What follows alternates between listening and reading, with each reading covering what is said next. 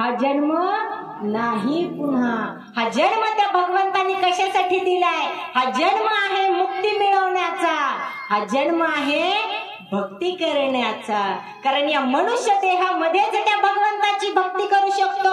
या मनुष्य जन्मामध्येच त्या मुक्तीच्या मार्गापर्यंत पोहोचू शकतो भाविक हो. आणि म्हणून हा जन्म सार्थकी लावायचा असेल तर संतांची संगत धरणं गरजेची आहे. कारण ज्यांच्या संगतीत आम्ही राहतो ना त्यांचा आमच्या जीवनावर 100% परिणाम होतो. कोणाच्या संगतीत? ज्याच्या संगतीत राहू त्याचा. कोणाच्या संगतीत राहता मग तुम्ही सगळे? आम्ही कोणाच्या राहतो ताई संगतीत हे कधी कधी आम्हालाच कळत नाही. कोणाच्या संगतीत राहिल्यावर काय परिणाम होतो बघा. एखाद्या डॉक्टरच्या सहवासात 8 दिवस राहा आणि ज्यावेळेला मी डॉक्टरच्या सहवासात 8 दिवस राहू ना त्यावेळेला आम्हाला काय वाटतं माहितीये? रोज गावातला एक माणूस आजारी पडला पाहिजे आणि माझ्या दवाखान्यात आलं पाहिजे. का? माझा दवाखाना चालला पाहिजे ना. एखाद्या वकिलाच्या सोबत 8 दिवस राहा आणि मग वाटतं गावातल्या घरात रोज एका घरात भांडण झालं पाहिजे आणि त्याची केस माझ्याकडे आली पाहिजे. एखाद्या भजनवाल्याच्या सोबत तुम्ही 8 दिवस राहा मग वाटतं त्याच्यासारखा राग आम्हाला पण आला पाहिजे. कोणता राग? जो तुम्हाला मला येतो तो नाही बरं का. कारण तो शिकायची गरज नाही, तो आपसातच देवाने आम्हाला दिलेला आहे. तो राग मनात यायची आणायची शिकवायची गरज नाहीये. तो इथं बसलेल्यापैकी सगळ्याला येतो. नको म्हणलं तरी येतो. तो राग नाही. जो भजनाचा कीर्तनाचा संगीताचा राग आहे तो राग. कधी वाटतं हे भजनकारासोबत राहिले. एखाद्या कीर्तनकारासोबत 8 दिवस राहिलात ना तर वाटतं या कीर्तनकारासारखे 4 शब्द तरी आपल्याला बोलता आले पाहिजे. सहवासाचा परिणाम.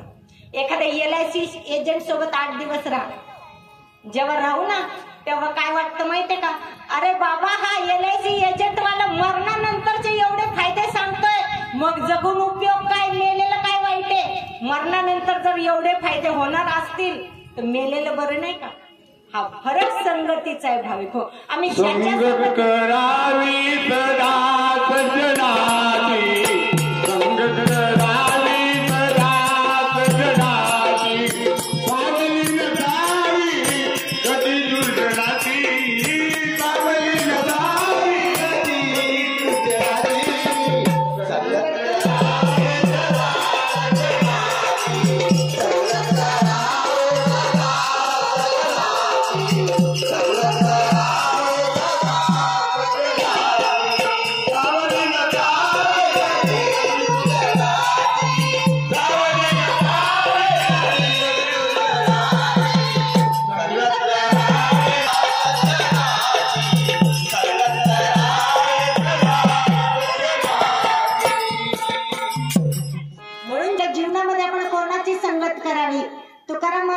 बिघडायला सांगितलंय तुकाराम महाराजांनी. किती जणांना बिघडायचंय? मग बिघडून चांगले झाले याच्यात. बिघडायचंय ना. कशात बिघडायला सांगितलंय?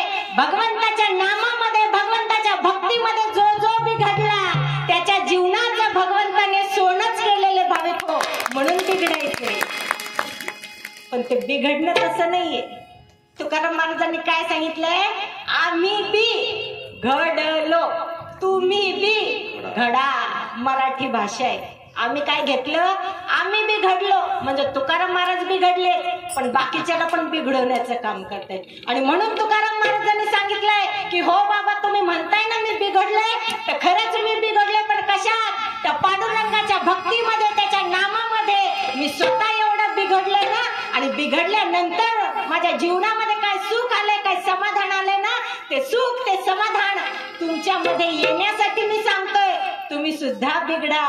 आणि बिघडल्यानंतर काय होणार आहे? तुमच्या जीवनाचं स्वहित साधणार आहे. म्हणून संगत कोणाची धरा. माझ्या प्रवचनात मी कायम सांगते युवा पिढी आम्ही सगळेजण मित्रमैत्रिणींमध्ये ज्यावेळेला राहतो ना त्यावेळेला आमचे मित्रमैत्रिणी कसे असले पाहिजे? बसलेले काही युवा आहे तिथं. आणि आपला संप्रदाय आपल्या देशाचं भविष्य म्हणजे आजचा युवा आहे. आज आपण बघतोय देशाचं भविष्य किती धोक्यात आहे. देशाचं भविष्य अगदी 7वी 8वीचं आमच्या देशाचं भविष्य गल्लोगल्ली टपऱ्यांवर गुटखा तंबाखू सुपाऱ्या खाताना दिसतंय. हे आमच्या देशाचं भविष्य आहे. कसा देश पुढे जाईल? कधी भारत 1 नंबरला येईल? आमच्या देशातल्या युवा पिढी जर आतापासून दुर्व्यसनाच्या आहारी गेली तर येऊ शकतं का? देशाचं भविष्य घडू शकत? अहो देशाचं सोडून द्या, त्या युवांचं स्वतःचं असं काय भविष्य आहे? जर वयाच्या 9व्या 10व्या वर्षी तुम्ही या शरीरावरती गुटखा तंबाखू दारूचं सेवन करत असाल तर त्या शरीरामध्ये काय शिल्लक राहणार आहे? काहीच राहू शकत नाही. आणि म्हणून जीवनामध्ये संगत कोणाची धरावी? जीवनामध्ये मित्र मैत्रिणी आपले कोणते असावेत? जे मित्र आपल्याला चुकीच्या मार्गापासून थांबवतील असे मित्र जीवनामध्ये आवश्यक आहेत. उगाच मैत्रीण सांगतेय आणि म्हणून कॉलेजला जायचं, तिथं गेल्यावर लेक्चर नसलं तर उगाच टाइमपास करायचा, अशी मैत्रीण नकोय जीवनात कधीच. ती मैत्रीण अशी असली पाहिजे की जी म्हणेल बाई तासभर कॉलेजमध्ये पिरियड ऑफ आहे ना, चल काहीतरी अभ्यासाच्या गप्पा मारू. नाही तर गप्पा सगळेच मारतात ना. 4 बायका जर रस्त्याने चाललेल्या असल्या, दोघी तिकडून आणि दोघी इकडून, आणि डोक्यावर भला मोठा 10 किलोचा दळण्याचा डब्बा असेल ना त्या 2 बायकाच्या, तरी पुढून आलेल्या 2 बायकाला बघून हे बिचारा तिथं थांबणारच. पण थांबल्यावर गप्पा काय मारणार? काय मारता गप्पा? भेटता का नाही मैत्रिणींना? कधी भेटता ना गप्पा काय मारता? गावात ना नरेंद्र महाराजाचा संत संघ चालू झालाय, गेलं पाहिजे संत संघाला. आणि काही नाही, त्यांनी 10 मिनिटाची भक्ती सांगितली, आरतीला तरी जाऊ. मारता का ह्या गप्पा? मग कोणत्या गप्पा मारता तुम्ही? ताई तिची सून आहे ना, तिला नीट बघत नाही, त्या सासूलाच हाताने करून खावं लागतं. आणि पोरग तर विचारूच नका, इतकं काय दुर्व्यसनाच्या आरी गेलेलं आहे ना की ते काही गावात कोणाला विचारायलाच आपल्या काही कामच आहे का? ते 10 किलो दळण्याचा डब्बा डोक्यावरती आहे, पण बाई गप्पा कशाच्या मारतीये? गावातल्याच्या, ज्याचा तिच्याशी काही संबंध नाही. आणि मग त्या संगतीत ज्या वेळेला राहू त्यावेळेला डोक्यात विचार सुद्धा तेच येणार. तिचंच पोरग तिला सांभाळत नाही तर माझं मला सांभाळेल का नाही? का? सहवास. आणि म्हणून ज्याच्या सहवासात राहून भाविक हो, जीवनामध्ये मित्र मैत्रिणी निवडत असताना मित्र मैत्रिणी कशी असले पाहिजेत? युट्यूबची ती गाजलेली कविता सगळ्या पोरांनी ऐकलेली आहे की जीवनातले मित्र कसे असले पाहिजेत? दुःख अडवायला उंबऱ्यासारखा, दुःख अडवायला उंबऱ्यासारखा,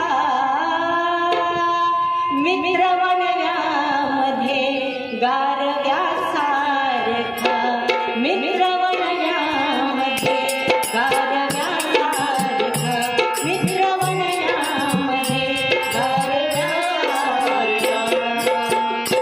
अरे जीवनामधले मित्र कसे असले पाहिजे? जसा घराचा उंबरा असतो ना, आता उंबरे कोणाच्याच घराला राहिलेले नाही, सगळ्याच्या घराला मार्बलची पट्टी आलेली. उमरेचं काळ निघून गेला आणि ती मार्बलची पट्टी बघा, घरात ज्या वेळेला पाऊस येतो, पूर येतो, पाणी येतो, तेव्हा ती मार्बलची पट्टी काहीच नाही करत. घरातलं पुराचं पाणी घरातच येतं. पण ज्या वेळेला घराला उमरे होते ना तेव्हा किती जणांच्या घरात पावसाचं पाणी आलं नाही का? कारण तो उमरा काय करत होता? त्या घरावरती आलेलं संकट पहिले स्वतःवरती घेत होता. म्हणून जरी कधी कोणतं संकट आलं तर ते संकट त्या उमऱ्यावरनच परत जायचं. आणि म्हणून त्या कवींनी सांगितलं की जीवनामधला मित्र कसा असला पाहिजे?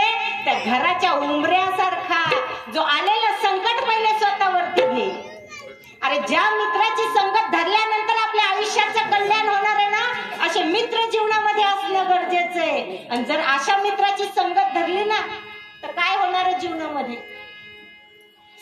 साथ चुकणार नाही जीवनभर तुझी, साथ चुकणार नाही जीवनभर तुझी. एक तू मित्र कर, एक तू मित्र कर आरशासारखा,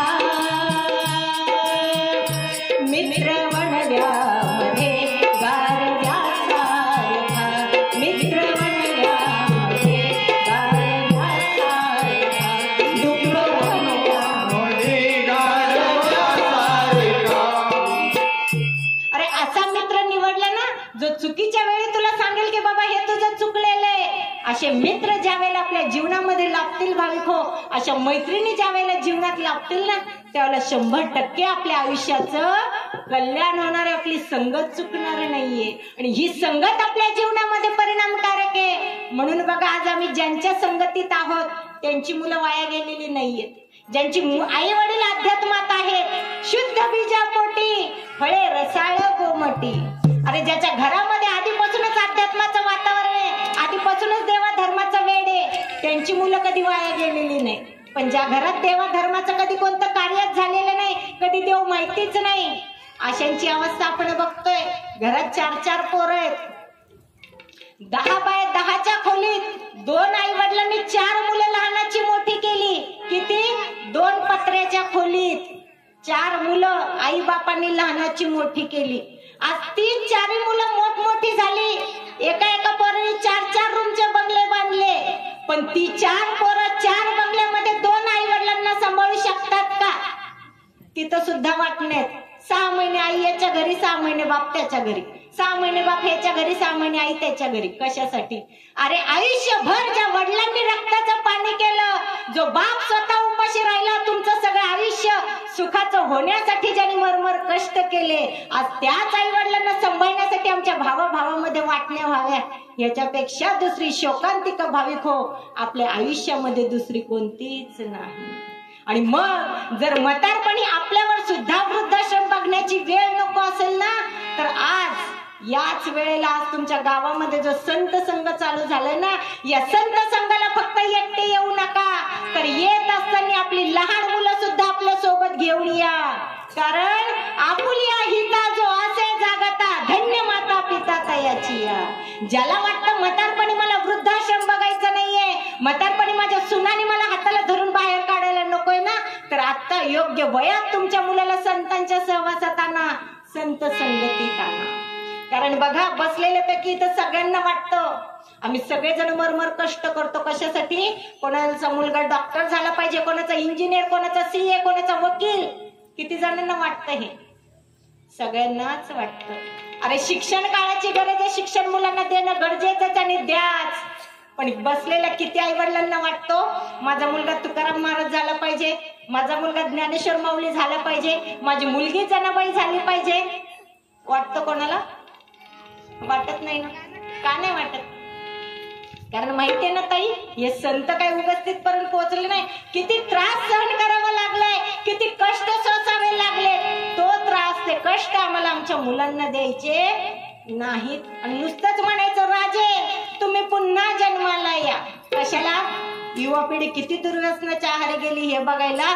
अहो शिवाजी महाराज परत जन्माला येतीलही, पण त्या शिवाजी महाराजांना निर्माण करणारी जिजाऊ आपल्या ते काय याचा विचार करा. रामाचं राज्य कदाचित परत येईलही, पण त्या रामांना घडवणारा राजा दशरथ आपल्यात आहे का याचा विचार करा. नुसतंच राजे जन्माला या, राजे उगाच जन्माला आलेले नव्हते. राजे जन्माला येण्यासाठी काय करावं लागलं, काय केलं त्या जिजाऊनी. कारण मुलं पोटी जन्माला येण्यासाठी सुद्धा आई वडिलांची पुण्य कामाला येते, आणि तशी पुण्य त्या जिजाऊची कामाला आली. माझ्या जिजाऊची पुण्याई कशी आली हो फळाला, माझ्या जिजाऊची पुण्याई कशी आली हो फळाला. जो बापाचा बाप परशुवा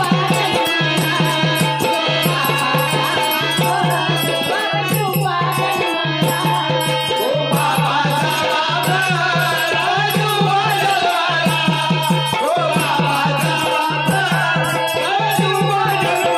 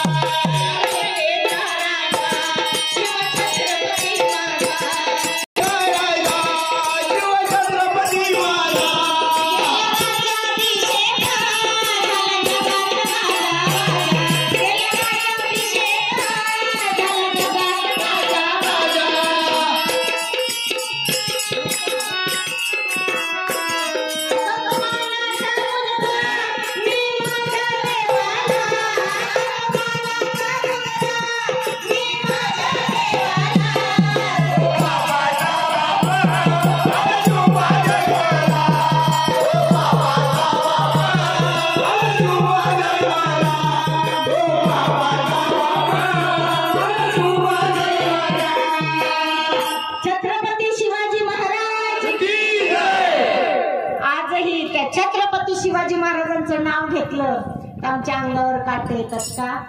कारण त्यांनी या समाजासाठी जे कार्य केले ना भाविक हो, ते कार्य त्यांच्यामध्ये उगवणारी पेरणारी ती जिजाऊ माता होती, म्हणून छत्रपती शिवाजी राजे घडले.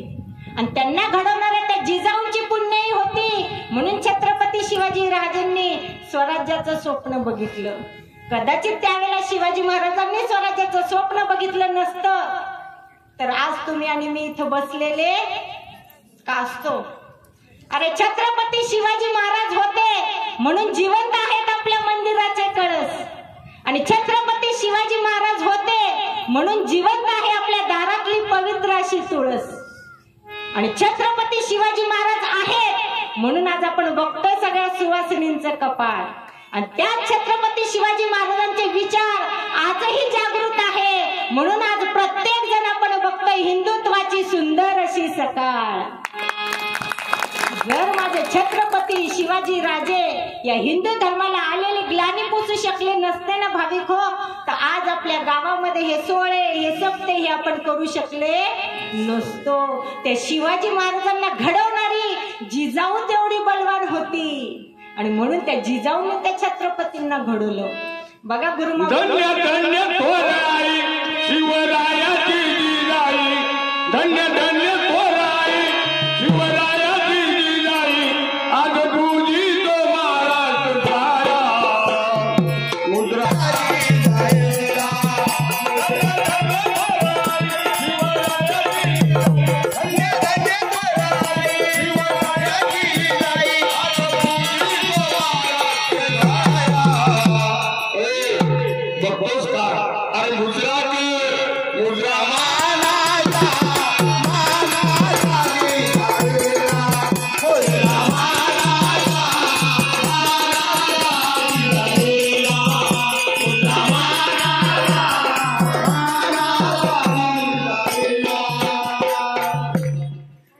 जिजाबाईंनी आमच्या मुलांना हे संस्कार देणं गरजेचं आहे.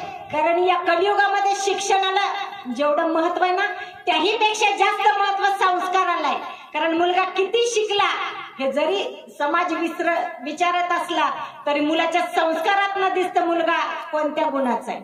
कारण बघा, ज्या वेळेला मुलगी लग्न करून सासरी जाणार असते ना, त्यावेळेला आई धडे देते मुलीला.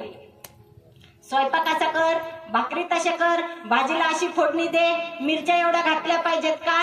कारण सासरी गेल्यानंतर त्या पोरीला कोणतंच काम आडायला नको म्हणून.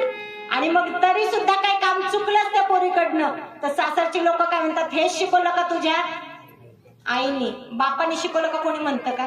कोणीच म्हणत नाही. कारण घरात मुलांवर संस्कार करणारी आईच असते. आणि म्हणून आपल्या धर्माने स्त्रीला आदिशक्तीचं रूप मानले. ती आदिशक्ती जे करू शकते ना, ते शिव सुद्धा करू शकत नाही. आणि बघा, कार्यक्रमात 80% गर्दी आदिशक्तीचीच आहे. कोणत्याही कार्यक्रमाला जा, आरक्षण मिळाले ना आम्हाला, म्हणून तो बिचारा बसचा कंडक्टर सुद्धा वैतागून गेलाय की सरकारला काही काम नव्हतं, महिलांना हाफ तिकीट केले, बसमध्ये बसायला सुद्धा जागा नाही. आणि आमच्या महिलांनी गर्दी कुठे केली आहे? बसला. अरे गर्दी करा आपण कुठं? देवाच्या कार्यात करा, भगवंताच्या भक्तीमध्ये करा, भगवंताच्या देवळात करा. 70% नाही 100% आरक्षण देव आपल्याला दिल्याशिवाय राहणार नाही. ते आरक्षण आपल्याला मिळवायचं आपल्या संसाराचं. आमचा संसार सुखाचा होण्यासाठी आम्ही ज्यावेळेला संतांच्या सहवासात जाऊ, त्यांच्या संगतीमध्ये राहू ना, त्यावेळेला आरक्षण कोणत्याच कायद्याकडे कोणत्याच सरकारकडे मागायची गरज नाही. आमचा भगवंत उभा आहे आम्हाला आरक्षण देण्यासाठी, आणि तो आमच्या पाठीशी. आणि म्हणून महिलांनी मार्गशीर्ष महिन्याचे गुरुवार, वैभव लक्ष्मीचे व्रत, अजून संतोषी माताचं व्रत, हे सगळे उपास तापास आहेत ना, घर बसल्या बसल्या करायचे. कशासाठी करता होते? लक्ष्मी किती जणांच्या घरात आणि हे सगळं केलं, सगळ्यांच्याच येते ना ताई, म्हणून तर दरवर्षी आम्ही करतो. पण दरवर्षी ज्या वेळेला आम्ही लक्ष्मीचे उपवास करतो ना भाविक हो, संतांनी सांगितलेले, जगद्गुरुश्री नरेंद्राचार्यजी महाराजांनी सांगितलंय की लक्ष्मीच्या मागे लागू नका. मग मागं कोणाच्या लागायचंय? लक्ष्मीच्या मागे लागू नका. मागे लागायचंच असेल तर नारायणाच्या पाठी मागे लागा. जिथं नारायण आहे तिथं लक्ष्मी आल्याशिवाय राहणार. कारण कारण जिथं नवरा राहतो तिथंच बायको राहते. मग नवरा बंगल्यात राहत असेल तर बायको सुद्धा बंगल्यातच येणार. नवरा झोपडीत तर बायको सुद्धा झोपडीत. म्हणून नारायणाचे पाय धरा आणि त्या नारायणाचे पाय धरल्यानंतर बघा लक्ष्मी आपोआप तुमच्या घरी येणार. त्यासाठी मार्गशीर्ष गुरुवार, वैभव लक्ष्मीचे शुक्रवार, अजून हे व्रत ते व्रत करायची गरज कधीच आपल्याला पडणार नाही. पण ती भगवंताची भक्ती करत असताना गुरुमाऊलींनी सांगितले लक्ष्मी पाहिजे ना संसारात, मग नारायण धरा. मग कोणता नारायण धरा? दिवसातनं 10 मिनिटं भक्ती करा, जास्त काहीच करू नका. ओम नरेंद्रनाथाय नमः, ओम नरेंद्रनाथाय नमः या मंत्राचं 10 मिनिटं नामस्मरण करा, जास्त वेळ नाही. 23 तास 50 मिनिटं तुम्ही तुमचा संसार आणि प्रपंच करा. पण राहिलेले 10 मिनिटं त्या देवाची भक्ती करा. आणि ती भक्ती करत असताना दुसरं पथ्य गुरुमाऊलींनी सांगितलंय, स्वप्नात सुद्धा कोणाचं वाईट चिंतू नका. 10 मिनिटाची भक्ती आम्ही सगळेच जण करू ताई, कसाही वेळ काढू, कारण संसारात सुख समाधान पाहिजे. पण हे दुसरं पथ्य आहे ना, स्वप्नात सुद्धा कोणाचं वाईट चिंतू नका, ते जरा अवघड आहे. ते जमल का नाही सांगू शकत नाही. कारण अरे मगाशी एवढे सत्कार इथं चाललेले आणि माणसं किती बसलेले, जवळपास 700-750. टाळ्या किती वाजत होत्या? किती वाजल्या? मोजून 1-2-4 जण टाळ्या वाजत होते, ते पण असे की कधी हा सत्कार उरकतो आणि कधी प्रवचन चालू होते. कशामुळे? समोरच्याचा सत्कार चाललाय ना, आमचं काय त्याच्यात? आमचं काय का? आमचं कौतुक असतं तर आम्हाला अभिमान वाटलं असतं ना, तेव्हा आम्ही कडाडून टाळ्या वाजवल्या असत्या. म्हणून कोणाच्या कौतुकाच्या टाळ्या सुद्धा आम्ही वाजवायला तयार नाहीये. म्हणून नव्हत्या वाजवल्या. म्हणजे तुम्ही, मी अंदाजे बोलत होते पण तुम्ही परफेक्ट सांगून टाकले की त्याचमुळे तुम्ही टाळ्या वाजवत नव्हते. चांगली गोष्ट आहे. चला, मान्य तरी आहे, म्हणजे खोटं तरी बोलत नाही तुम्ही, सगळेजण खरं बोलताय. माऊलींचे भक्त आहेत ना त्यामुळे. कारण माऊलींनी सांगितलंय बोलणार असाल विनम्र बोला, जाणार असाल सद्गुरूंना शरण जा. आणि तुम्ही खरंच बरं वाटलं मला की तुम्ही खरं सांगितलं. पण जर कोणाच्या कौतुकासाठी टाळ्या वाजवता येत नसतील ना, पोटात दुखत असेल त्याचं कौतुक बघून, तर कधीच टाळ्या वाजवू नका. पण टाळ्या वाजवल्यावर काय होतं माहितीये का? एकदा वाजवा मग सांगा. टाळ्या वाजवल्यानंतर आपल्या हातामध्ये दोन्ही हात, ज्यावेळेला आपण एकमेकावर आपटतो त्यावेळेला दोन्ही हात मिळून आपल्या शरीरातल्या 72,000 नाड्या जागृत होत असतात. म्हणून दिवसातनं किमान 3 वेळा टाळ्या वाजवल्या पाहिजे. कोणाच्या कौतुकासाठी नाही, स्वतःच्या तब्येतीसाठी. म्हणून कौतुक बघून पोटात दुखत जरी असेल तरी तब्येत चांगली राहण्यासाठी तरी टाळ्या वाजवत जा. त्यासाठी टाळ्या वाजवल्या पाहिजेत. आणि म्हणून गुरुमाऊलींनी सांगितलंय, जैसे ज्याचे कर्म तैसे फळ देतो रे ईश्वर. जर जीवनामध्ये सुख मिळवायचं असेल तर दुसऱ्याला सुखात बघायची इच्छा ठेवा. दुसऱ्याचं दुःख बघून ज्याला दुःख वाटतं ना, तो खरा माणूस. आणि तेच गुरुमाऊलींनी सांगितलंय भाविक हो, जे 750 वर्षापूर्वी माझ्या ज्ञानेश्वर माऊलींनी सांगितलं होतं, हरिमुखे म्हणा, हरिमुखे म्हणा, पुण्याची गणना कोण करी. तेच या कलियुगामध्ये माझ्या गुरुमाऊलींनी सोप्या भाषेत सांगितलंय, दिवसातनं 10 मिनिटं भक्ती करा, दुसरं काहीच करू नका. ज्याला 1 अध्याय वाचता येतो, ज्याला लिहिता वाचता येतं, त्यांनी 1 अध्याय वाचा.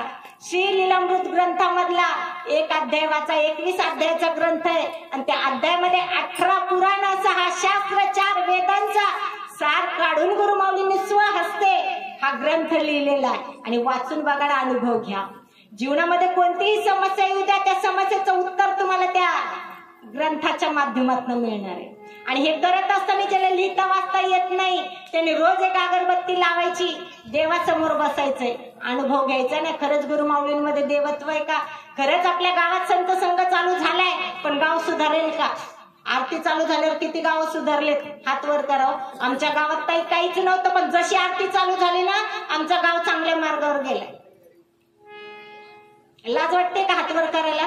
प्रश्न विचारणार नाहीये, फक्त हातवर करा. नाही तर बिचारांना वाटेल ताई उठून काय विचारतील का काय, म्हणून हात पण वर करा.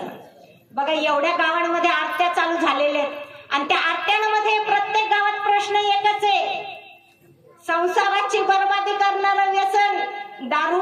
आणि त्या दारूमुळे गावाच्या गाव काय झालेले आहेत भाविक हो, उद्ध्वस्त झालेले आहेत. आणि या कलियुगामध्ये माझ्या गुरुमाऊलींनी काय केलंय, भक्तीच्या जोरावर आजपर्यंत लाखो भाविकांची व्यसनमुक्ती करून त्यांचे संसार सुखाचे केलेले आहेत. एवढी ताकद माझ्या गुरुमाऊलींच्या नामामध्ये. आणि म्हणून ते नाम रोज नित्य नियमाने किती वेळ मोजून 10 मिनिटं. पण ते नाम घेत असताना गुरु माऊलींनी सांगितलंय कसं घ्यायचंय, भावाने, श्रद्धेने आणि भक्तीने. नुसतंच मी सांगते म्हणून घेऊ नका. तुमचा स्वतःचा देवावर विश्वास असणं गरजेचं आहे, गुरु माऊलींवर विश्वास असणं गरजेचं आहे. नाही तर मग ती भक्ती करतो ना आपण, मनी नाही भाव. म्हणजे तुमच्या सगळ्यांचा भाव तसा आहे का? नाही ना. मनी नाही भाव देवा मला पाव. पण देव आशाने पावायचा. अरे ज्या देवाने हा स्वार्थी माणूस निर्माण केलाय त्या देवाला माहिती आहे ना माणसं कशी आहेत. म्हणून देव बाजारचा भाजीपाला नाही रे, देव आशाने पावायचा नाही रे. तो देव सुद्धा म्हणतो आधी मला भक्ती द्या आणि मग मी तुम्हाला सुख देतो, त्याच्याशिवाय मिळणार नाही. पण ती भक्ती करत असताना आमचा विश्वास असला पाहिजे, आमची निष्ठा असली पाहिजे. विश्वास देवावर कसा असला पाहिजे. एका गावामध्ये दुष्काळ पडला. एवढा दुष्काळ पडला गावात प्यायला पाणी नाही. वर्ष झालं, 2 वर्ष झालं, 4 वर्ष झालं बाहेरचे टँकर मागून गावाचं कसं तरी पाण्याचं भागत होतं. पण यावर्षी गावकरी एवढे त्रस्त झाले आणि गावामध्ये मोठे एक भगवान भोलेनाथाचं मंदिर होतं. आता सगळ्या गावकऱ्यांनी ठरवलं की बाबा सगळे पर्याय आता संपलेले, आता एकच पर्याय. कारण जेव्हा माणूस सगळं करून थकतो ना तेव्हा देवाकडे येतो. कारण बघा दवाखान्यात पण ज्यावेळेला आपल्या घरामध्ये एखादी घटना घडलेली असते आणि हाताच्या बाहेर जाते तेव्हा डॉक्टर काय म्हणतो, आता सगळं देवाच्या हातात आहे, आमच्या हातात काहीच नाही. आणि म्हणून सुरुवातीपासून आपलं आयुष्य देवाच्या हातात दिलं ना, डॉक्टरचा हात धरायची कधीच आपल्याला वेळ येणार नाही. म्हणून हे आयुष्य सुरुवातीलाच देवाच्या हातात द्या, कारण ते त्यांनीच निर्माण केलेले, तुम्ही मी कोणीच नाही. करता करविता तो देव, तारणारा तो आणि मारणारा सुद्धा तोच. आणि तसं त्या गाववाल्यांनी ठरवलं की आता सगळे पर्याय संपलेले, आता एकच पर्याय त्या भगवान भोलेनाथाच्या चरणावरती नवस बोलायचा. आणि सगळ्यांनी म्हणले उद्या काय करायचं, आपापल्या घरातलं दूध घेऊन मंदिरावरती पोहोचायचं. कोणाला जेवढं जमेल तेवढं दूध घ्यायचं. सकाळी पहाटे 4 वाजल्यापासून भगवान भोलेनाथाच्या पिंडीवरती आपण सगळ्यांनी काय करायचं, दुधाचा अभिषेक करायचा. जोपर्यंत पाऊस पडत नाही तोपर्यंत हा अभिषेक चालूच राहणार. आता सगळ्या गावांचं ठरलं आणि दुसऱ्या दिवशी पहाटे 4 वाजल्यापासून गावकऱ्यांची गर्दी चालू झाली मंदिरावरती. ज्याच्या घरात जसं दूध निघेल तसा प्रत्येक जण बाटलीभर, कोणी हंडाभर, कोणी तांब्याभर, कोणी ग्लासभर दूध घेतलं आणि सगळेजण पोहोचले कुठं, मंदिरावरती. जो येईल तो अभिषेक करायला लागला. आणि गावात एक आजोबा होते. आजोबा उठले, आपलं स्नान संध्या आटपली. आजोबाच्या घरात काही दूध नव्हतं, पण शेजाऱ्याकडे गेले, तांब्या भरून दूध आणलं आणि आजोबा घरात आले. घरात आले ना आजोबाने एक छत्री आपल्या सोबत घेतली, दुधाचा तांब्या हातात घेतला ना आजोबा मंदिराकडे निघाले. आता आजोबा मंदिराकडे निघाले, आजोबाच्या हातात दुधाचा तांब्या सगळ्याच लोकांना दिसत होता. पण त्या तांब्यासोबत जी छत्री आजोबाने घेतली होती ना ती बघून सगळेजण हसत होते. आणि बघून काय म्हणत होते लोक, अहो बाबा इथं गावात पाणी नाही, दुष्काळ पडलाय आणि देवाला नवस बोललाय कशाचा, पाऊस पडू दे म्हणून, आणि तुम्ही छत्री काय हातात घेऊन फिरताय. म्हणून सगळेजण हसायला लागले. आपली सुद्धा अवस्था अशीच आहे. संत संघाला जातो, काय होतं ते संत संघाला जाऊन बाबा वाटोळत झालेलं याचं, पण तरी सुद्धा त्या महाराजाचा भक्त हा, याच्या नशिबाला पोरग नाही आणि काय दिलं याच्या महाराजांनी, म्हणणारे असे खूप जण आहेत. निंदकाचे घर असावे शेजारी. जर आम्हाला संघर्ष जीवनामध्ये करायचा असेल तर विरोधकांची गरज जीवनामध्ये आहे. प्रगती करायची असेल ना निंदक असणं गरजेचं. जर जीवनात निंदक नसतील तर प्रगती कधीच होणार नाही. म्हणून त्यांच्याकडे लक्ष द्यायचं नाही. त्या बाबांनी बिचाराने कोणाकडेच लक्ष दिलं नाही. आपल्या हातात दुधाचा तांब्या घेतला आणि बाबा चालत राहिले. आणि बाबा देवळावरती पोहोचले, मंदिरात गेले. मंदिरात गेले, बाबांनी मनोभावे भगवान भोलेनाथाची पूजा केली आणि जे तांब्या भरून दूध आणलं होतं ना ते लिंगावरती अर्पण केलं. मनोमन त्या भगवंताला प्रार्थना केली, देवा अरे अख्खं गाव पाण्याने तळतळतं रे बाबा, दुष्काळ पडलाय, खरंच या गावाचं भलं व्हावं असं तुला वाटत असेल तर किमान यावर्षी तरी पाऊस पडू दे. आणि प्रत्येक जण बाबाच्या हातातली छत्री बघून बाबाकडे बघून हसत होता. पण बाबांनी लक्ष दिलं नाही. जसा बाबाचा दुधाचा तांब्या संपला आणि बाबांनी तो रिकामा तांब्या हातात घेतला आणि बाबा आले आणि मंदिराच्या पायऱ्यांवरती बसले. बाबा पायऱ्यांवरती बसले आणि हळूहळू 10 मिनिटांमध्ये वातावरण बदललं. एवढं आभाळ आलं, एवढ्या विजा चमकायला लागल्या, धो-धो पाऊस पडला. त्या धो-धो पावसामध्ये एकटेच असे होते ज्यांनी छत्री उघडली आणि मंदिराच्या पायऱ्यावरती जाऊन बाबा उभे राहिले आणि ती छत्री उघडून आता बाबा सगळ्या लोकांकडे बघून हसत होते. का? कारण तुम्ही सगळेजण पावसात भिजले पण मी एकटाच शहाणा होतो छत्री घेऊन येणार. आणि ते बघून काही गावकऱ्यांना राग आला आणि म्हणले बाबा तुम्हाला काय माहिती होतं जे तुम्ही छत्री घेऊन आले, तुम्हाला माहिती होतं का पाऊस पडणार आहे? बाबा म्हणले मला नव्हतं माहिती रे बाबा, आपलं काल रात्रीच ठरलं होतं ना सगळ्यांचा भगवान भोलेनाथाला नवस करायचा. कशाचा? की पाऊस पडू दे. आणि मग जर आपल्या भक्तीवर आपला विश्वास असेल ना, माझ्या भक्तीवर माझा विश्वास होता की जर मी तांब्याभर नाही ग्लासभर जरी दूध त्या भगवंताच्या चरणावरती अर्पण केलं ना 100% देव पाऊस पाडणारच. देव माझा माझा माझा देव माझा माझा माझा देव माझा माझा मी देवाचा.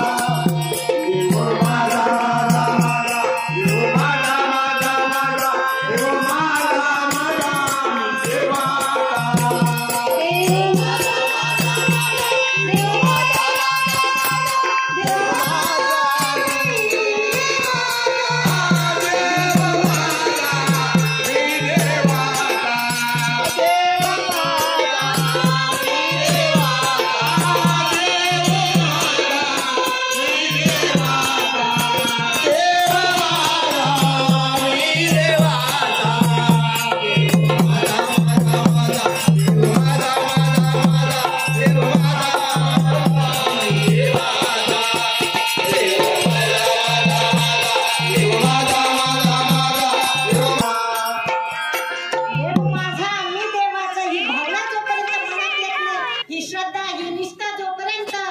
गुरुमाऊलींच्या चरणावर ठेवत नाही ना भाविक हो, तोपर्यंत आपल्या मदतीला गुरुमाऊली धावून येणार नाहीये.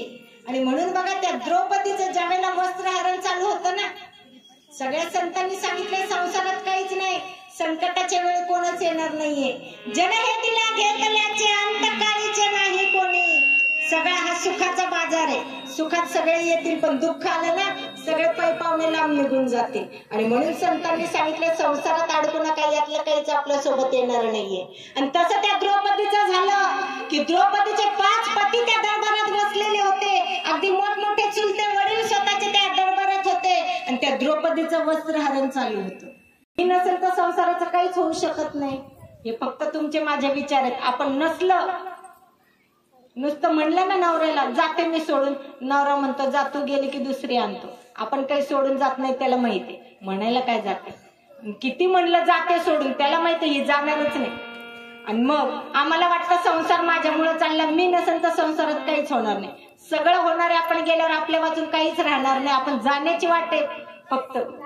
जर गेलो तर संसार व्यवस्थित चालणार आहे. आणि तसं त्या द्रौपदीला वाटत होतं की अरे किती वस्त्रहरण झालं, नको माझे पती येऊ दे मदतीला, नको बाकीच्यांनी माझी मदत करू दे, पण मी स्वतः माझं रक्षण करू शकते. आणि म्हणून बघा ती द्रौपदी सुद्धा देवाचा धावा करत होती. पण धावा करताना द्रौपदीने धावा कसा केला देवाचा? एक हात पदरावरती ठेवला आणि एका हाताने देवाला बोलवलं. आपण सुद्धा भक्ती करतो ना, आणि काही संकट आलं तर एक मन म्हणतो कशाला माऊलीला बोलवायचंय. आपण थोडा प्रयत्न केला तर 100% हे संकट नाहीसं होणार आहे. आले माऊली तर बघून, नाही आले तर आपलं आपण बघून घेऊ. आणि तसं द्रौपदीला वाटलं की अरे माझं रक्षण मी करू शकते, मग काय देवाची आवश्यकता. म्हणून ती द्रौपदी एका मनाने देवाला बोलवत होती पण दुसरा हात पदरावरती होता. देवाने सुद्धा ठरवलं तुझ्यातलं मीच मला घालवायचंय ना, आणि तो मी घालवण्यासाठी संतांची गरज आहे भाविको. कारण संत आपल्याला सांगतात की आपल्यातला मी कशाने जातो. कोणता मी? जो तुमच्या माझात आहे ना तो मी. मग खऱ्या मीची ओळख करून घेण्यासाठी आपल्या जीवनामध्ये आपल्याला संतांची गरज आहे. आणि मग ती द्रौपदी दमली पदावरती हात ठेवून, हात दुखायला लागला, हात गळ्यातून गेला. आणि आता द्रौपदीला समजलं की आपल्या हातात ती ताकद नाही. मग ज्या वेळेला हात गळाटला त्यावेळेला त्या द्रौपदीने अंतःकरणापासून त्या देवाचा धावा केला. काय म्हणली ती द्रौपदी देवाला? कुठे गुंतलासी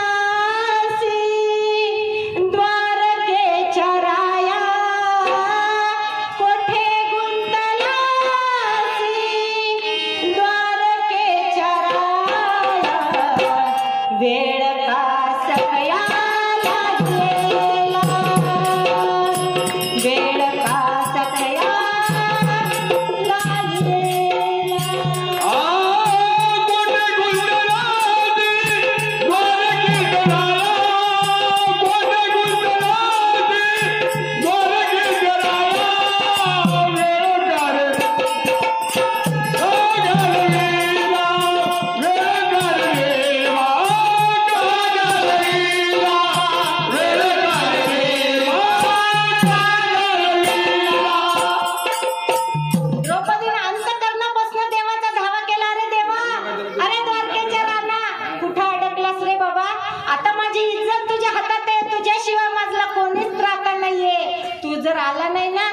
तुझ्या या बहिणीची इज्जत इथं गेल्याशिवाय राहणार नाही. मग ज्या वेळेला त्या द्रौपदीनं आपलं तन मन धन सर्व काही त्या भगवंताच्या चरणी त्या कृष्णाच्या चरणी समर्पित केलं ना भाविको, त्यावेळेला भगवान श्रीकृष्णाने काय केलं, एवढ्या साड्या पुरवल्या की वस्त्रहरण करणाऱ्याचे हात दुखून गेले पण साड्या काही संपल्या नाही. मग जर देव द्रौपदीच्या मदतीला येऊ शकतो, त्या जनाबाईचं दळण दळायला येऊ शकतो, एकनाथ महाराजांच्या घरी 12 वर्ष देवाने श्रीखंडाच्या रूपाने पाणी भरलं. एवढंच नाही, त्या नामदेव महाराजांच्या कीर्तनात त्या नामदेव महाराजांना नुसता घाम जरी आला ना तर स्वतः पांडुरंग परमात्मा त्या नामदेव महाराजांचा घाम पुसण्यासाठी जात होता. का? भक्तीच्या जोरावर. मग जर या सगळ्या भक्तगणांच्या संतांच्या मदतीला देव गेला तर आपल्या मदतीला येणार नाही का? 100% येणार. पण गुरुमाऊलींनी काय सांगितलंय, तुमच्या जीवनात कोणतीही अडचण येऊ द्या, 100% मी तुमच्या मदतीला येणार. पण कधी तुम्ही मला भक्ती द्या, मी तुम्हाला स्थैर्य देईन. ज्यावेळेला आपण तन मन धन अर्पून त्यांची भक्ती करू, त्यांच्या संत संघाला जाऊ, त्यावेळेला काय होणार आहे, आपल्याकडनं गुरुमाऊलींची भक्ती होणार आहे, त्यांचं नामस्मरण होणार आहे. आणि म्हणून जीवनामध्ये संत संगतीला जास्त महत्व सांगितले भाविको, कारण आयुष्यामध्ये संगत महत्वाची. आणि तोच संत संघ आज तुमच्या गावामध्ये चालू झालेले आहात. खरंच तुम्ही सगळेजण भाग्यवान आहात, कारण गुरुमाऊली असेच कोणाच्या घरी जात नाही. कोणत्याच गावात गुरुमाऊली बघा, काही गावांमध्ये एवढे प्रयत्न केले जातात, तिथं आरतीच चालू होत नाही, तिथं भक्तगणच साथ देत नाही. का? कारण योग यावा लागतो. अध्यात्मात माणूस येण्यासाठी 3 प्रकारचे योग लागतात. पहिला योग लागतो आपलं पूर्वजन्मीचं पुण्य. पूर्वजन्मीचं पुण्य असेल तर माणूस देवाकडे येतो. दुसरा योग आहे, ज्या वेळेला माणूस आजाराने त्रस्त होतो, दवाखाने बंद पडतात, मग माणसाला देव आठवतो, तो दुसरा योग. आणि तिसरा योग आहे, ज्या वेळेला माणसाच्या हातनं पाप जास्तीत जास्त घडतं, ते पाप संपवण्यासाठी देव माणसाला अध्यात्मात आणतो. या 3च मार्गाने माणूस अध्यात्मात आलेला आहे. आणि आपण आज इथे जे बसलेले आहोत ना, आपल्यापैकी आपण सुद्धा या 3 मार्गापैकीच एका कोणत्या तरी मार्गाने गुरुमाऊलींकडे आलेलो आहे. आणि बघा, आलो गुरुमाऊलींकडे एकच समस्या घेऊन आलतो, पण गुरुमाऊलींची भक्ती केली, स्वप्नात सुद्धा कोणाचं वाईट चिंतलं नाही, आणि हे 2च पथ्य पाळले. त्यानंतर गुरुमाऊलींनी काय केलं, ती एक अडचण तर जाऊ द्या, जीवनात त्यानंतर कधीच कोणती अडचण येऊ दिली नाही, एवढी ताकद गुरुमाऊलींच्या नामामध्ये. आणि मग जर अशा गुरुमाऊलींचं नाम आपण घेतलं भाविको, त्यांच्या संत संघाला गेलो, तर 100% आपल्या जीवनामध्ये गुरुमाऊली सुख समाधान भरभरून देणार आहे. गणात बोते गणी गणात बोते मोत्याची लीला असे वेगळी, माऊलीची लीला जगा वेगळी, माझा गुरुची महिमा जगा वेगळी, माझा माऊलीची लीला जगा वेगळी. आज निघाला गणात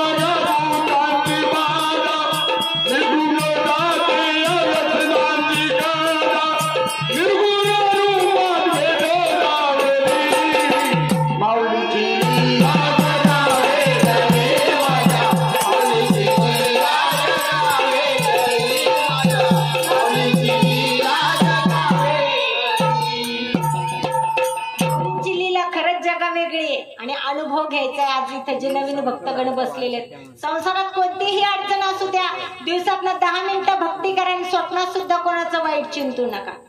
बघा, एका गावामध्ये ठाण्यातली ही घडलेली घटना आहे. आणि असाच नवीन संत संघाचं ओपनिंग होतं आणि तयारी चालू होती. आणि तयारी करत असताना जे यजमान दोघं नवरा बायको होते ना, त्यांनी बिचाऱ्यांनी त्या गावात आरती चालू केली होती आणि गुरुमाऊलींचा आता 17 आरत्या पूर्ण झाल्या, संत संघाचं ओपनिंग होतं त्या दिवशी. आणि म्हणून तिथं साफसफाईसाठी दोघंही नवरा बायको गेले, साफसफाई करायला लागले. बराच उशीर झाला आणि दोघं यजमान होते. बायकोनी सांगितलं नवऱ्याला, म्हणली आता सकाळपासून आपण दोघं जण इथं आलेलो आहे, सकाळपासून काम करून करून माझी साडी सुद्धा खराब झाली, आज आपल्याला माऊलींची पूजा करायची आहे. तर म्हणली चला घरी जाऊ. आता काय करू, सगळी तयारी झाली, पायघडी घालून झाली, आता घरी जाऊन कपडे बदलून येऊ. आता नवऱ्याने बघितलं संत संघाची वेळ जवळ जवळ आलेली आहे. नवरा म्हणला आपलं घर एवढं लांब आहे, जाऊन घरी येणार कधी. बायको म्हणली अहो साक्षात गुरु माऊलींचं पूजन करण्याची संधी आपल्याला मिळणार आहे. निर्गुण रूपात जरी ही प्रतिमा दिसत असली तर निर्गुण रूपात गुरु माऊली आज त्याच्यात येणार आहे. त्यामुळे म्हणली चांगली तयारी तर केलीच पाहिजे ना, तुम्हाला नसल यायचं तर तुम्ही नका येऊ म्हणली, पण मी घरी जाणार आहे आवरून येणार आहे. आता नवरा म्हणला अगं बाई घर एवढं लांब आहे, कधी जायची, कधी तुझा मेकअप व्हायचा, कधी आवरून यायची. कारण बायकांना मेकअप करायला किती वेळ लागतो, करता का नाही, करता ना. किती, 1 तास 2 तास, कोणाला 1 तास, कोणाला 2 तास, कोणाला 4 तास. नवऱ्याला माहित होतं. बायको एकदा घरी आवरायला गेली म्हणलं इकडे संत संघ होऊन जायचा, तरी बायको काही यायची नाही. पण ती म्हणली नाही ना मी अशी जाते आणि अशी येते. नवरा म्हणलं ठीक आहे. गेली बिचारी कशी तरी धडपड करत घरात पोहोचली, स्वतःच आवरलं. घरात होते नव्हते सगळे दागिने अंगावर घातले. काय केलं, होते नव्हते सगळे दागिने अंगावर घातले. बायकांना दागिन्याची हौस भारी, खरे असू खोटे असू जे असेल ते घालून गळ्यात. तसं तिने केलं, तिचे खरेच होते बरं का, पण खरे गळ्यात घातले. आणि आता वेळेत पोहोचलं पाहिजे म्हणून बिचारीने पटपट आवरलं. खरी घडलेली घटना आहे ठाण्यातली. आणि पटपट आवरलं आणि एका रिक्षावाल्याला हात केला आणि रिक्षावाल्याला सांगितलं की मला अशा अशा ठिकाणी जायचंय. रिक्षावाला म्हणला ताई माझी सीटाची रिक्षा आहे, त्यामुळे 3 माणसं येईपर्यंत तुम्हाला वाट बघणं, तुम्ही एकट्या रिक्षात बसाल, पण अजून 2 सीट आल्याशिवाय मी काही इथून जाणार नाही. 5 मिनिटं झाले, 10 मिनिटं झाले, 2 सीट काही अजून आलेच नाही. शेवटी ताईला वाटलं संत संघाची वेळ निघून चालली आहे, माऊलीची प्रतिमा आपल्याला आणायची. ताई रिक्षावाल्याला म्हणली बाबा तुझ्या 3 सीटाचे पैसे मी तुला देते, पण तू काय कर मला घेऊन चल. आणि म्हणून ताई रिक्षात बसली. रिक्षावाल्याने रिक्षा चालू केली, हळूहळू रिक्षा चालू झाली. आता पण गाडीत बसल्यावर आपल्याला सगळ्यांना माहिती गाडीला 2 आरसे असतात, एक डावीकडचा आणि एक उजवीकडचा. आता हे बाई बिचारीने गळाभर दागिने घातले होते, त्यामुळे तिचं इकडं तिकडं कुठंच लक्ष नाही. तिचं लक्ष कुठं, मी कशी दिसत असेल, एवढे दागिने घातलेत म्हणलं, तिचं लक्ष तिच्यातच. आणि रिक्षावाल्याचं सहज डावीकडनं रिक्षावाल्याने बघितलं की या बाईच्या अंगावर भरमसाठ दागिने आहेत आणि रिक्षावाल्याची नियत पलटली. त्याने विचार केला एकटीच बाई बसलेली आहे ना, काय आडबाजूला नेऊन हिला काय केलं, हिच्या अंगातले दागिने काढून घेतले, काय कळणार आहे. आणि म्हणून त्यांनी काय केलं, ती रिक्षा चुकीच्या रस्त्याने न्यायला सुरुवात केली. आता चुकीच्या रस्त्याने जात असताना या बाईचं लक्ष त्या दागिन्यातच. म्हणून दागिने कधीच घालू नका. हौसे म्हणून हौशेपुरते वापरा, पण स्वतःच्या जीवावर बेतल एवढं कधीच काही करू नका. दागिन्याने माणूस सुंदर दिसत नाही. माणूस सुंदर दिसण्यासाठी सुंदर गुण शरीरामध्ये असणं गरजेचं आहे. दागिन्याने सुंदर दिसत नाही, माणूस गुणांनी सुंदर दिसतो. आणि तसं त्या ताई त्या दागिन्यात अडकून गेल्या. त्या रिक्षावाल्याने चुकीच्या मार्गाने रिक्षा नेली आणि त्यांनी विचार केला की आता कुठंतरी आडबाजूला ह्या ताईंना न्यायचं. 2-4 टपके टाकले ताई काय एका हाताची बाई आणि म्हणलं हिच्या अंगावरचे सगळे दागिने काढून घ्यायचे. म्हणून रिक्षावाल्याने विचार केला बघू तरी आधी किती दागिने, नाही तर उगाच मेहनत करायचं हातात काहीच नाही. म्हणून त्यांनी काय केलं, डाव्या बाजूच्या आरशामधून ताईंकडे बघितलं. ताईंकडे बघितलं आणि जसं लक्ष दागिन्यावर होतं तसं लक्ष ताईच्या डाव्या बाजूला गेलं. डाव्या बाजूला बघितल्याबरोबर त्या आरशातनं त्यांना डाव्या बाजूला एक माणूस बसलेला दिसला. रिक्षावाल्याने विचार केला ताई तर एकटीच बसली होती ना रिक्षात. म्हणलं मी बहुतेक ह्या दागिन्याच्याच गोंधळात, मला कळलंच नाही दुसरा माणूस सीट कधी आलं कधी रिक्षात बसलं. आणि म्हणून थोडं अंतर चालला. थोडं अंतर चालल्यावर परत लक्ष आलं ताईंच्या दागिन्याचं, कारण डोक्यात तेच होतं ना दागिने लुटायचे. म्हणून उजव्या आरशातनं बघितलं. उजव्या आरशातनं बघितल्यावर परत ताईंच्या उजव्या बाजूला एक माणूस बसलेला दिसला. रिक्षावाल्याने विचार केला अरे रिक्षात तर बसताना ह्या ताई एकट्याच बसल्या, हे 2 सीट रिक्षात बसलीच कधी. मी बहुतेक आज माझ्याच भ्रमात आहे आणि माझ्या डोक्यात हा विचार आल्यामुळे काय झालंय, मला रिक्षात बसलेले सीट सुद्धा कळाले नाही. आता म्हणलं ह्या दागिन्याचं आपण काहीच करू शकत नाही. ती बाई एकटी होती तोपर्यंत आपण दागिने घेऊ शकत होतो, पण आता ही जी 2 माणसं बसलेली आहेत ही काय आपल्याला मारल्याशिवाय राहणार नाही. आणि म्हणून बिचाऱ्यांनी त्या 2 माणसाच्या माराचा विचार खाऊन रिक्षा सरळ रस्त्याने नेली आणि जिथं ताईंना सोडायचं होतं तिथं सोडलं. ताईंना सोडल्याबरोबर ताई त्या ठिकाणी आली, ताई रिक्षातनं उतरली. ताई रिक्षातनं उतरल्याबरोबर ताईने एका सीटाचे पैसे काढले आणि भाऊंच्या हातात दिले. रिक्षावाला म्हणलं, ताई तुम्ही एकट्याच उतरल्या? ताई म्हणली, बाबा मी एकटीच बसले होते तर एकटीच उतरणार ना.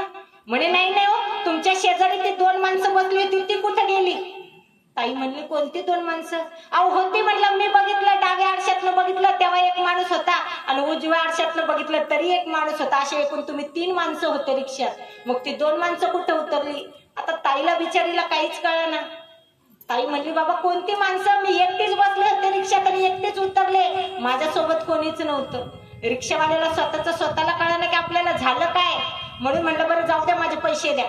आणि म्हणून ताईने हातातलं पाकिट उघडलं आणि पैसे काढले. पैसे काढल्याबरोबर ताईच्या पाकिटातनं त्या पैशासोबत गुरुमाऊलींचा एक छोटा फोटो बाहेर आला. आणि ते पैसे बघत असताना रिक्षावाल्याचं लक्ष कुठं गेलं? त्या माऊलींच्या फोटोकडे. जसा माऊलींचा फोटो बघितला तसा रिक्षावाला म्हणला, ताई हीच 2 माणसं तुमच्या शेजारी बसलेली, हा फोटो कोणाचा आहे? काय विचारलं रिक्षावाल्याने? हा फोटो कोणाचा आहे? हीच 2 माणसं तुमच्या शेजारी रिक्षात बसली होती. ताई म्हणली, कसं शक्य आहे दादा? अरे बाबा हा फोटो म्हणले जगद्गुरु श्री नरेंद्रचार्यजी महाराजांचा, ज्यांच्या मी आज संत संघाला आले ना, त्यांचा हा फोटो आहे. हे माझ्यासोबत रिक्षात कसे येतील? आणि मग त्या माणसाने सांगितलं, रिक्षावाला रडायला लागला, म्हणला, ताई तुमच्या गळ्यातले दागिने बघून माझी नियत पलटली होती. मला वाटत होतं तुम्हाला कुठेतरी आडबाजूला न्यावं, तुमचे दागिने चोरून घेऊन जावेत. पण ज्यावेळेला मी आरशातनं बघितलं ना त्यावेळेला तुमच्या दोन्ही बाजूला या फोटोमध्ये जो माणूस आहे ना तो माणूस बसलेला होता. आणि मग ताईंनी सांगितलं की बाबा हे दुसरं तिसरं कोणी नाहीये, ज्यांच्या संत संघाला मी जाते, ज्यांची मी रोज भक्ती करते, त्यांना माझी काळजी होती ना, म्हणून ते रूप घेऊन रिक्षात माझ्या सोबत काय केलं, त्यांनी माझ्या सोबत आलेले आहे. हा महिमा गुरुमाऊलींच्या नामाचा आहे भाविको. आणि म्हणून असे ज्यांनी अनुभव घेतलाय, गुरुमाऊलींच्या संत संघामध्ये एवढी ताकद आहे की दिसायला प्रतिमा आहे, पण या प्रतिमेमध्ये आज सुद्धा गुरुमाऊली निर्गुण रूपात इथं उपस्थित आहे. तुमच्याच भागात कालच घडलेली घटना आहे. ते गायकवाड जानेफळ आहे ना, तिथं जे भाऊ होते, ग्रुपवर बऱ्याच ठिकाणी तो अनुभव आला. राजू फुके म्हणून त्यांचं नाव, आणि खूप दिवस नोकरीसाठी प्रयत्न करत होते. त्यांना असंच कोणतरी सांगितलं की नानीजला गुरुमाऊलींकडे जा, समस्या घ्या, नोकरीसाठी विचारा, गुरुमाऊली 100% काहीतरी मार्ग दाखवतील. पण बिचाऱ्यांचं काही कारणाने गुरुमाऊलींपर्यंत जाणंच नाही झालं, नानीजला जाण्याचा योग नाही आला आणि म्हणून नाराज झाले. मग गावातल्या आपल्या काही बंधूंनी सांगितलं, म्हणले भाऊ काळजी करू नका, काही नानीजला जाऊनच समस्या सुटतील असं काही नाहीये. अहो या निर्गुण रूपाची तुम्ही पूजा करा, आपलं तन मन धन त्याच्या चरणावरती अर्पण करा आणि अनुभव घ्या, गुरुमाऊलींच्या निर्गुण रूपात सुद्धा किती ताकद आहे. ते भाऊ म्हणले म्हणजे काय करू? म्हणले ही प्रतिमा 7 दिवस तुमच्या घरी घेऊन जा, रोज 2 वेळेला माऊलींची आरती करा, होईल तेवढी सेवा करा आणि बघा माऊली अनुभव देत आहेत का नाही. आणि खरंच त्या भाऊने ही प्रतिमा आपल्या घरी घेऊन गेले आणि प्रतिमा घरी गेल्यावर आरती वगैरे केली, नैवेद्य दाखवला आणि मनोमन संकल्प केला की गुरुमाऊली खरंच तुमच्यामध्ये सामर्थ्य असेल, खरंच तुमच्या नामात ताकद असेल तर माझ्या नोकरीचं जिथं जिथं मी इंटरव्ह्यू दिला ना, कुठंतरी एका ठिकाणी माझं सिलेक्शन होऊ द्या, मी तुमच्या नावचे 5 निरंकार गुरुवार करेल. काय संकल्प केला? 5 गुरुवार करेल. देवाला नवस बोलताना नवस असेच बोला, लालूच द्यायची काम करू नका. 1 किलो पेढे वैन, 11 नारळाचं तोरण वैन, 1000ची पावती करेल. देव पैशाचा भुकेला नाहीये, देव भावाचा भुकेला, गरीब श्रीमंत नाही त्याला, जैशी श्रद्धा तैसे त्याला फळ त्याचे मिळत असे. त्या देवाला भक्तीचे नवस बोला आणि तसं त्या भाऊने नवस बोलला 5 गुरुवार करेल. 1 गुरुवार झाला, 2 झाला, 3 झाले, 5व्या गुरुवारी बरोबर त्या भाऊंना नोकरीची ऑर्डर आली. आणि ऑर्डर कुठे आली माहितीये का? गुरुमाऊलींच्या सहवासात, म्हणजे रत्नागिरीला त्यांना एसटी कंडक्टर म्हणून नोकरी लागली. ही ताकद गुरुमाऊलींच्या निर्गुण रूपाची आहे भाविको. जब मेरे राम जी का आवन होगा, शबर की कुटिया पावन होगा, जब मेरे राम जी का आवन होगा, शबर की कुटिया पावन होगा,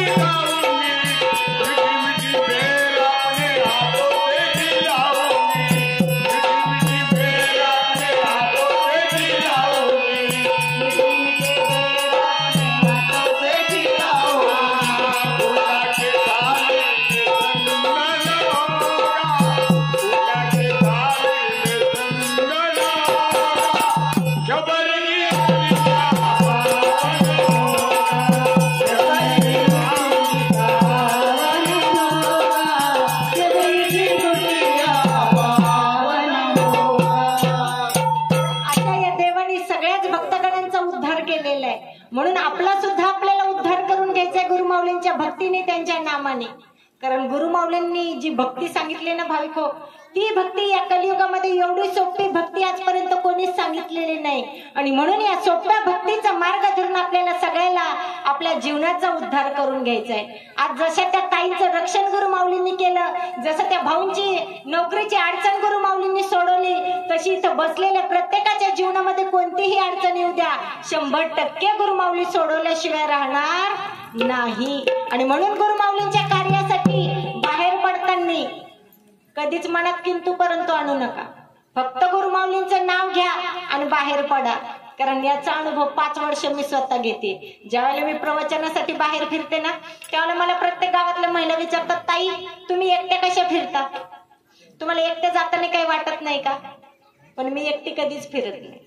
कारण मला माहिती आहे की ज्यांच्या कार्यासाठी मी बाहेर जाणार आहे, ती माझ्या गुरुदेवांची शक्ती मला कधीच एकटं सोडत नाही. जेथे जातो तेथे तू माझा सांगाती, चालविसी हाती धरून या. मग त्यांच्या सेवेसाठी मनात कधीच किंतु परंतु येऊ द्यायचं नाहीये. भक्ती करायची आहे, त्यांचं नामस्मरण करायचं, जेवढी जमेल तेवढी सेवा आपण सगळ्यांनीच गुरुमाऊलींची करून खऱ्या अर्थाने आपल्या जीवनाचा उद्धार करून घ्यायचा आहे. आता बोलण्यासारखं भरपूर काय, पण वेळ झालेला आहे.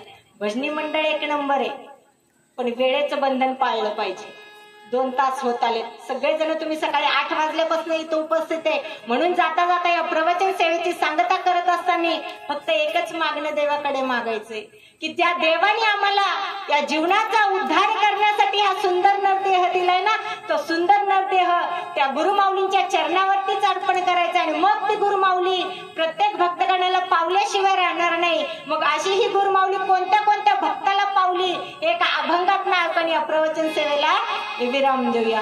नरेंद्र स्वामी माऊली माझी पावली कुणाला, नरेंद्र स्वामी माऊली माझी पावली कुणाला, बदल मताला माऊली भोळा भक्ताला, बदल मताला माऊली भोळा भक्ताला, नरेंद्र स्वामी माऊली माझी पावली कुणाला, नरेंद्र स्वामी माऊली माझी पावली कुणाला,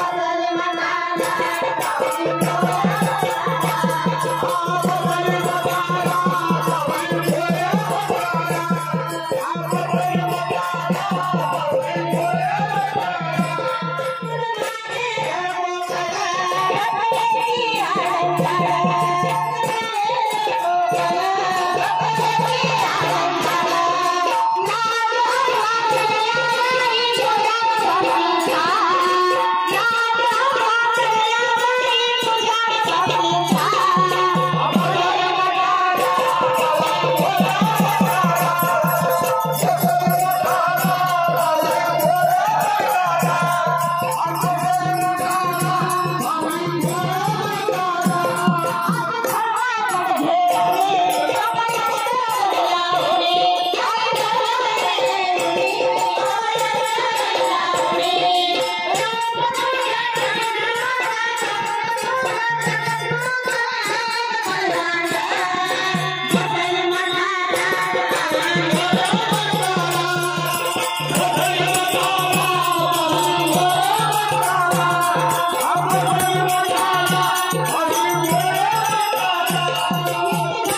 माऊली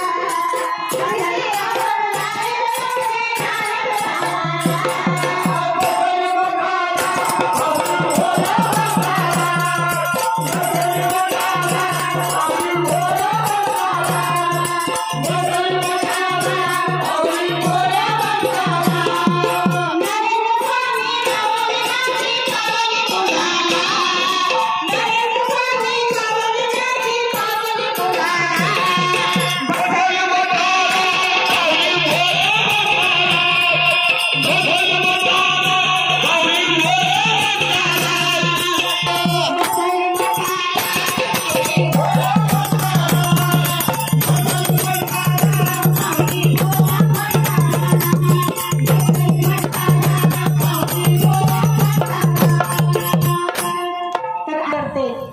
गावामध्ये ज्या सेवा केंद्राने जे हे छोटस ब्रिज संत संघाचं लावलेलं आहे त्याचं वटवृक्षामध्ये रूपांतर व्हावं आणि सगळ्याच भक्तगणांच्या जीवनामध्ये गुरुमाऊलींनी सुख समृद्धी ऐश्वर आणि निरोगी आयुष्य द्यावं आणि सगळ्याच भक्तगणांकडनं गुरुमाऊलींची सेवा करून घ्यावी अशीच प्रार्थना करून या प्रवचन सेवेची सांगता करते आणि थांबते. श्री गुरुदेव.